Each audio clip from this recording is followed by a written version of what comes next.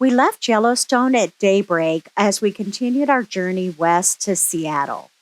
Well, not actually Seattle, Mt Rainier, where we would be attending a wedding in 3 days. Our plan for today was to travel from the Teton Range to the Sawtooth Range, approximately 300 miles away. There were lots of things to see between here and there, though, so we knew it would end up being a longer drive.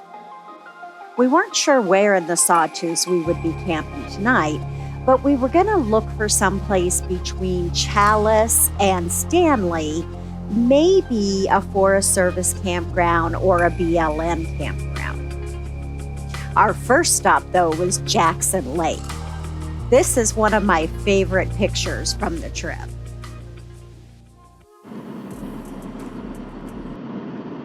Look at these people just sitting here. Careful. Is there a bear out here? We didn't see a bear here, but a little bit further down the road, we got lucky again. This was our second bear sighting of the trip.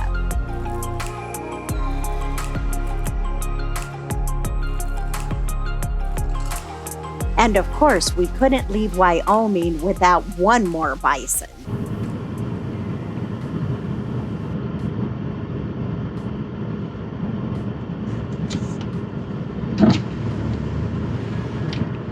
Good morning, sir. Thank you for moving.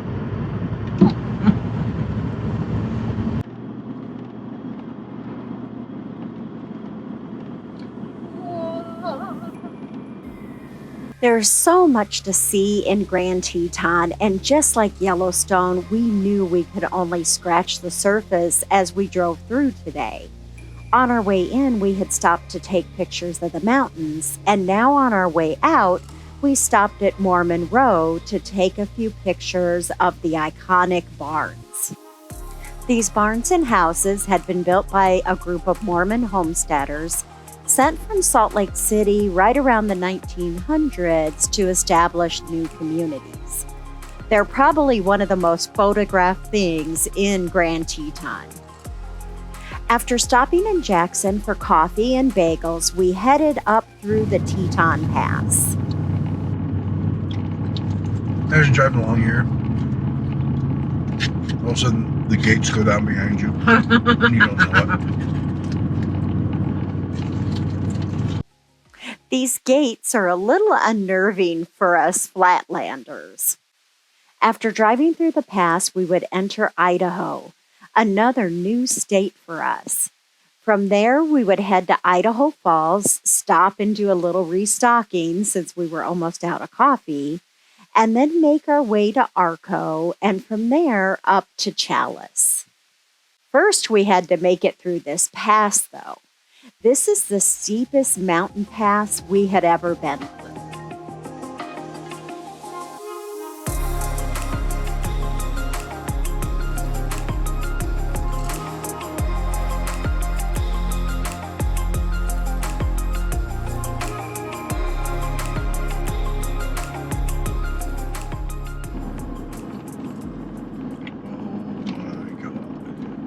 Somebody on a bicycle? Damn, they are hardcore. 81, we're over 81.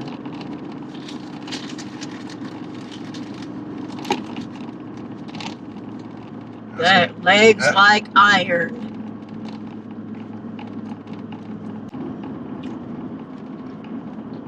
It's 84. What we got here? 84.25. Avalanche control. Ski area. Downhill from here. Yep. The downhill was definitely scarier than the uphill.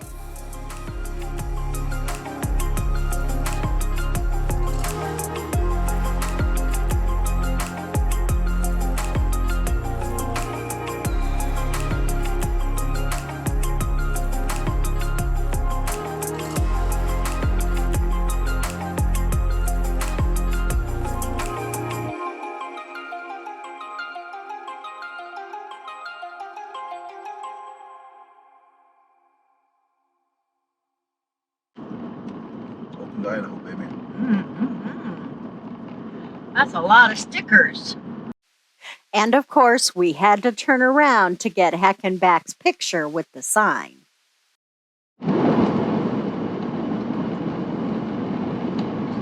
They got the dandelions out here.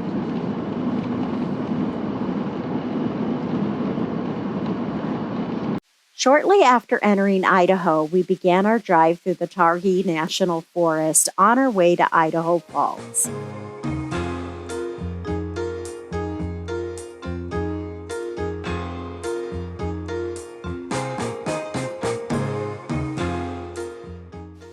After leaving Idaho Falls, we headed into the high desert towns of Atomic City and Arco. In 1955, Arco was the first town to have electricity generated by nuclear power. This area is home to Idaho National Laboratories. That's a pretty mountain straight ahead. It's also home to Craters of the Moon National Monument, which we didn't know anything about until after our trip. White knuckling it, or No, I was actually just going to say this isn't near as scary as over there in Wyoming. 7142. Willow Creek Summit, 7116.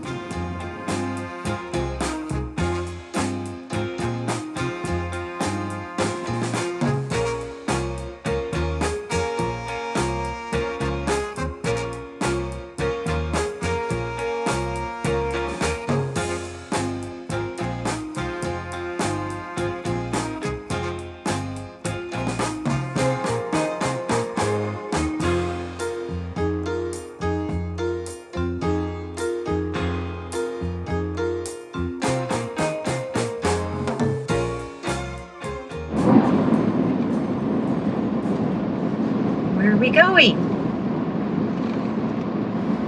Thread the needle, baby. Thread the needle.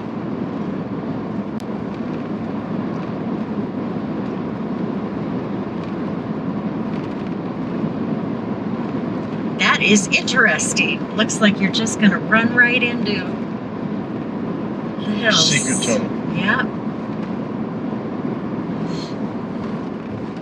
Watch for stock. Okay. Grand View Canyon. Grandview Canyon is sort of a gateway to the Sawtooth Mountains. It was really interesting to drive through. So beautiful. It feels like you're going through a secret passageway.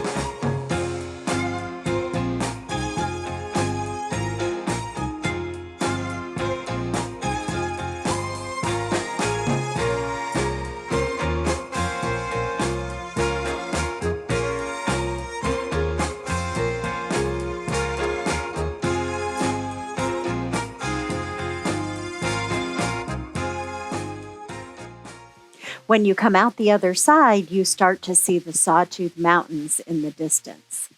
10 miles to Chalice.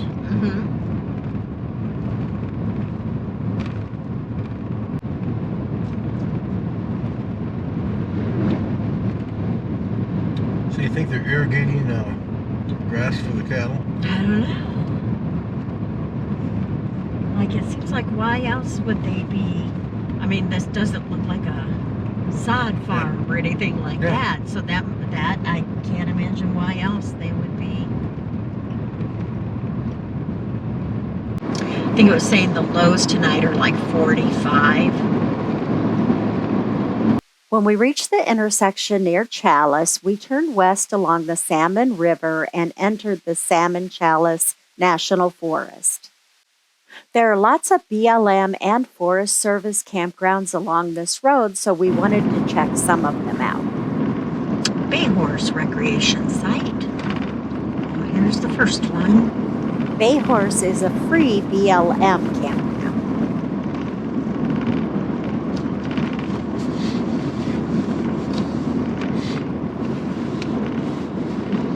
Something happening there, huh? You just pull in and park anywhere.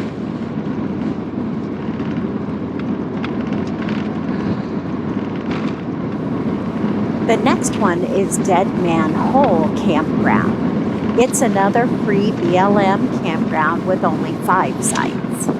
So plenty of sites there. We'll go down to Twin Forks. It's a little further apart. East Fork? East Fork, is that what it is? Got nice covers and everything. Yeah, if I remember right from what I was looking at yesterday, that first one was free, where there were a lot of people. That was a free one. This one, I believe, was $10.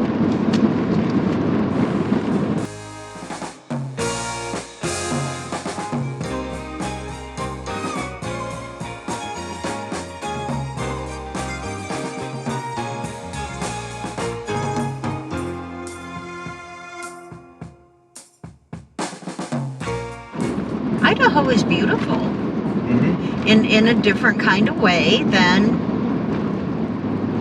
Yellowstone. You know, Yellowstone has its own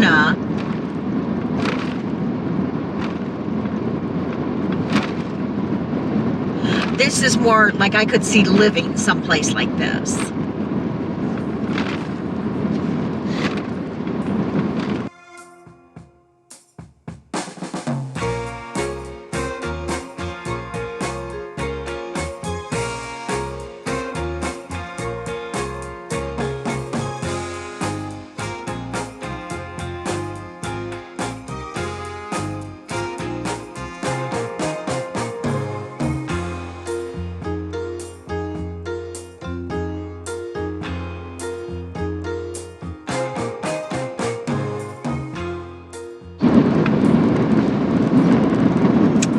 East Fork Recreation Area.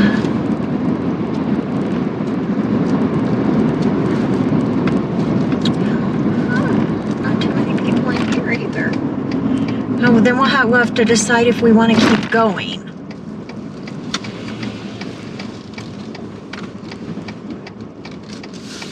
One way. East Fork is another BLM campground, but this one has a $10 fee.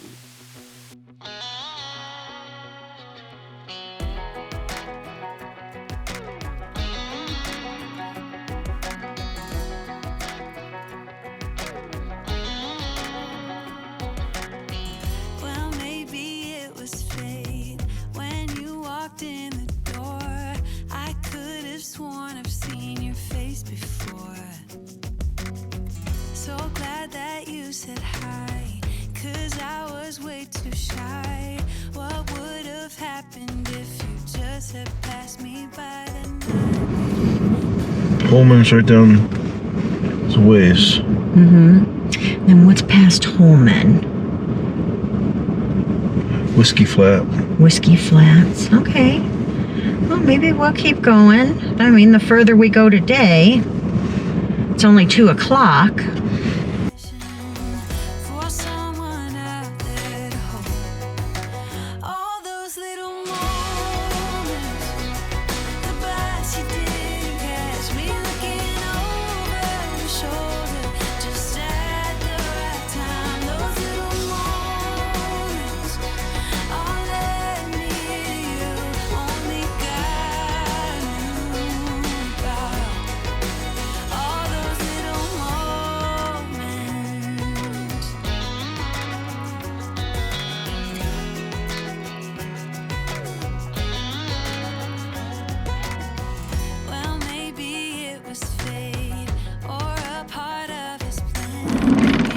Going to the Silver Barn, have a drink?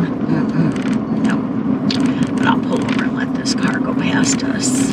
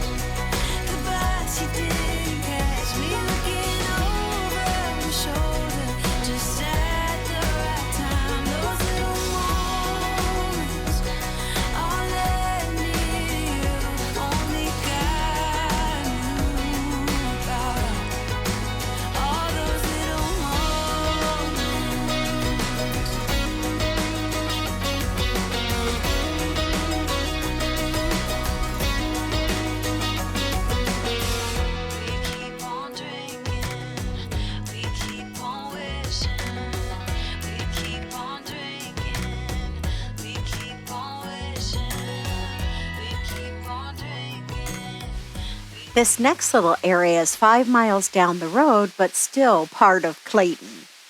We stopped at the Sawmill Stop, which is a gas station, convenience store, campground, propane supply, everything kind of all rolled into one. After our short break, we headed on to a couple more campgrounds a little further down the road, Holman Creek and Whiskey Flats. These are both Forest Service campsites. We keep on wishing all those little moments, the best you did. All the green roofed houses, buildings. Just at the right time, those little moments are letting me you, only God. Yankee Fort Work Center, that's what all the green roof buildings are. All those little moments.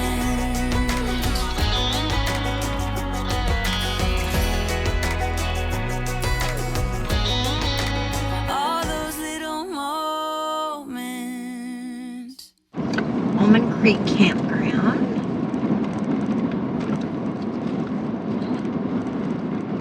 Designated camping area next 31 miles.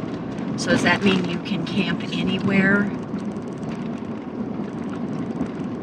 Almond Creek Campground is down there. Or just right there. Home campground closed for the season. Oh, okay. Food store over in Bear area. Say what? Said food storage required. Whiskey Flats Campground, a quarter mile.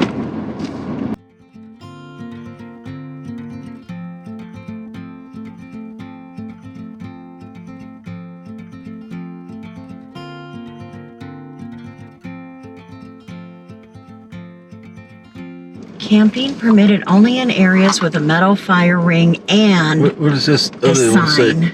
What? Wanted dead out about Oh, fires. Okay.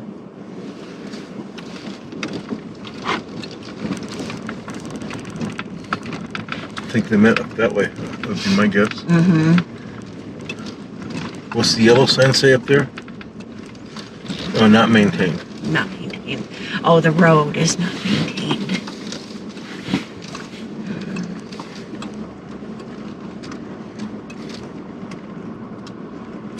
So I believe this area is not BLM. This area is now federal. Okay, what's the difference between BLM and federal?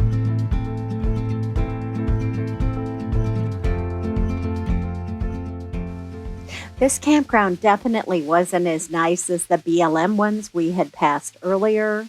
But what made us decide against it was that it was so close to the bridge over the river. We don't think this road has very much traffic, especially at night, but we thought we might get some road noise, and it just felt a little bit exposed. In hindsight, we wish we had explored the little side road that peeled off and went back into the hills. We think we may have been able to find some dispersed camping sites back in there.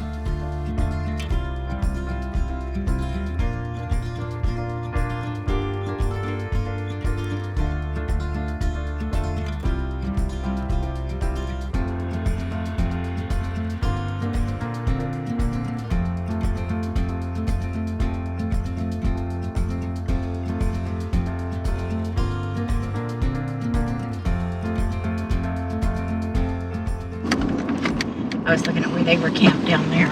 So, You don't have to camp in a campground, is my understanding in this area.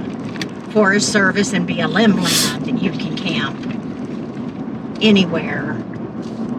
You just got to make sure that you're still that you're not on private property.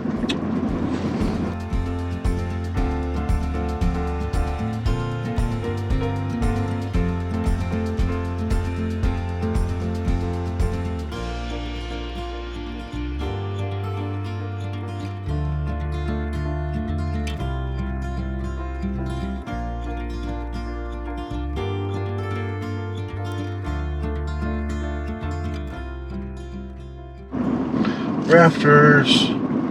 Oh, that's cool.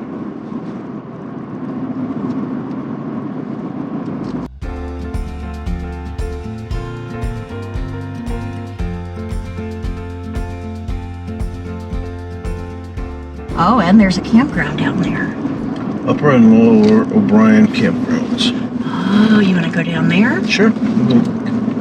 That could be a nice one.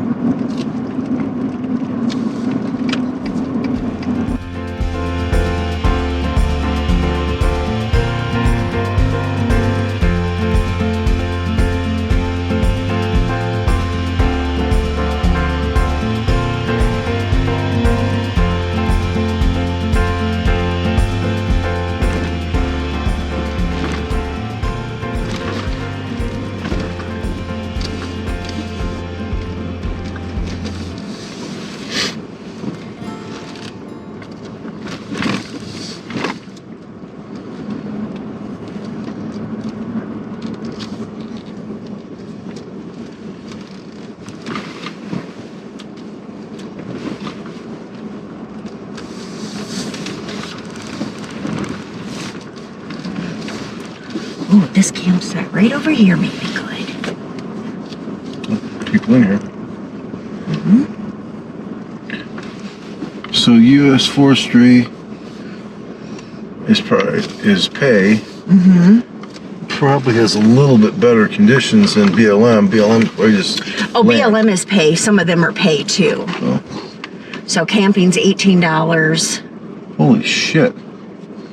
For what? Just to be clear, we don't mind paying to support the Forest Service or BLM to manage these campgrounds.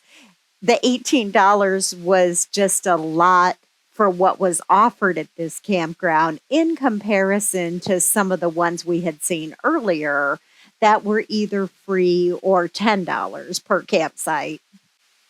The location of this campground was pretty nice, though, since you had the river between the campground and the road.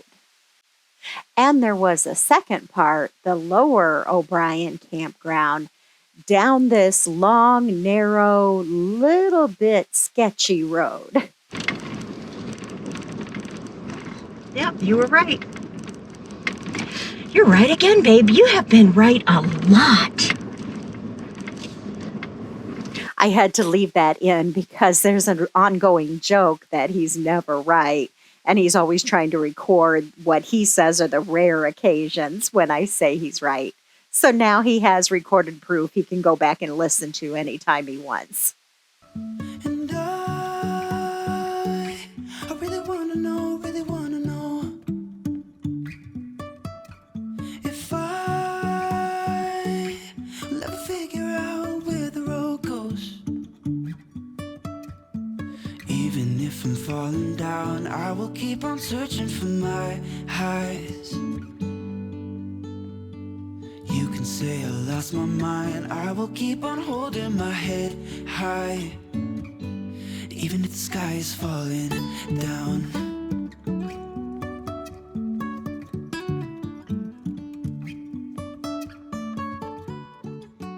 We seriously debated this one for a while. At this point, it was getting later in the day, and we were starting to get a little tired. We had been driving for over 8 hours at this point. But eventually, the fear of missing out on some better campsite pushed us on. So we decided to head out back onto the road and go a little further down and see what else we could find. A little ways down the road, our camera ran out of memory and shut off. We were about done for the day at that point, but here's a map of the other places we explored. A little ways down the road, we came to the White Otter Outdoor Adventure, and there was a side road there that we decided to take. We could see on the map there was a couple Forest Service campgrounds. The first one was the Blind Creek campground, which looked really nice, but there was already somebody camping there. So we went down a little further to the Flat Rock Campground and decided to stay there for the night. It was a really nice campground, had a really nice vault toilet, and the sound of the river was so loud, it was like having a white noise machine all night long. Tomorrow we would leave before dawn to make our way to Stanley and then to Boise and into Oregon, up to the Columbia River Gorge scenic area, and then over into Washington. Jumping from cliffs so high, trusting our wings to fly. Sometimes we're crashing down, but we get up and start from the ground.